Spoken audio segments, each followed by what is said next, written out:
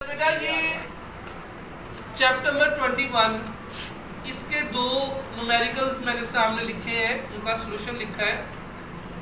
ये दो न्यूमेरिकल्स जो है इनका ताल्लुक है न्यूक्लियर ट्रांसम्यूटेशन से। पेरेंट न्यूक्लियाई का चेंज हो जाना डॉटर न्यूक्लियाई में। तीन तरह का डीके होता है, अल्फा डीके, बीटा डीके और उससे रिलेटेड ये दो न्यूमेरिकल्स हैं। 21.3 है कि एक पेरेंट न्यूक्लियाई है जिसका मैस नंबर कितना है 234 और एटॉमिक कितना नंबर कितना है 91। नाम क्या बताया इसका आपने?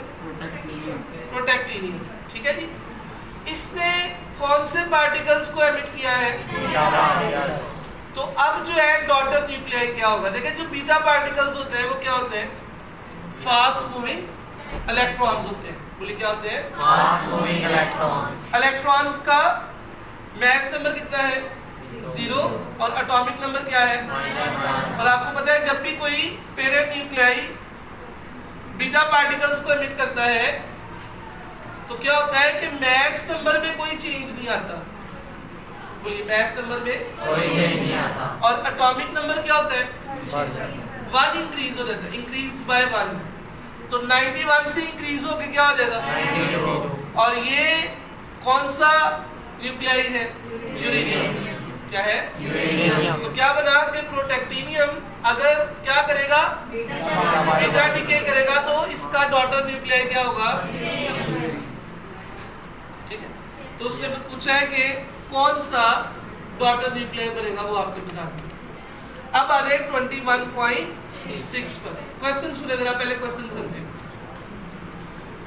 एक रेडियो एक्टिव एलिमेंट है यूरेनियम, मैस नंबर कितना है उसका 233 और एटॉमिक नंबर कितना है 92। उसने ट्वाइस अल्फा पार्टिकल्स एमिट किए हैं।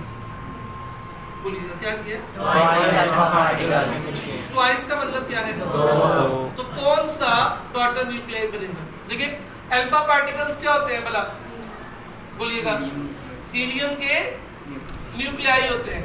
बोले बेटा क्या होते हैं? हीलियम के न्यूक्लियाई। कितना मैस नंबर होता है 4 और एटॉमिक नंबर 2। तो पहली दफा मैस नंबर 4 कम करें, कितना आ गया? 29 और एटॉमिक नंबर 2 कम करें। 90। अब ये कोई भी डॉटर न्यूक्लियाई आ गया, इसको हमने वाई का नाम दे दिया। ठीक है। अब सेकंड टाइम ट्वाइस है ना, तो यही डॉटर न्यूक्लियाई अब दोबारा डिके करेगा और कौन से पार्टिकल्स एमिट करेगा? दोबारा से एटॉमिक नंबर में कितनी कमी आएगी? 4 और सॉरी मैस नंबर में कितनी कमी आएगी? 4 और एटॉमिक नंबर में 2। तो 229 में से 4 कम करें और 90 में से 2 कम करें। 88। अब ये एक डॉटर न्यूक्लियाई बना है जिसका मैस नंबर कितना है 225 और एटॉमिक नंबर कितना है 88। अब पीरियोडिक टेबल से चेक करेंगे कि ये कौन सा रेडियो एक्टिव एलिमेंट बनता है जिसका मैस नंबर और एटॉमिक नंबर मैच करता है। तो आप चेक करेंगे वो बनेगा रेडॉन। क्या बेटा?